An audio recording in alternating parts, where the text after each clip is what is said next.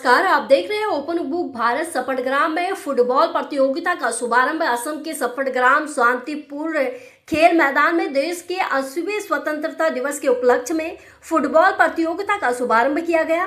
प्रतियोगिता का आयोजन सफटग्राम थाना नागरिक समिति और शांतिपुर युवा संघ के संयुक्त तत्वाधान में किया जा रहा है।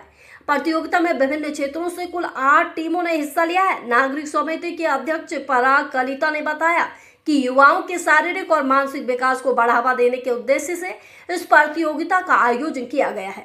बलासीपारा के पुलिस सर्किल इंस्पेक्टर ने प्रतियोगिता का शुभारंभ किया। आयोजकों के अनुसार प्रतियोगिता की विजेता टीम को नकद पुरस्कार के साथ ट्रॉफी प्रदान की जाएगी। कार्यक्रम में सफटग्राम थाने के प्रभारी अधिकारी समेत कई स्थानीय गणमान्य लोग मौजूद रहे।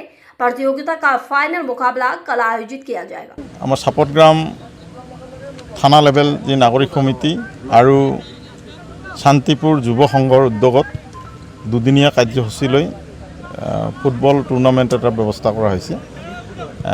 আজি এই टूर्नामेंटर ओपनिंग सेरिमनिটো হৈ গ'ল। ইতিমধ্যে আপোনালোকে চাইছে খেল এখন চলি আছে আমাৰ ধৰ্মপুৰ বনাম খেজুৰবাৰী।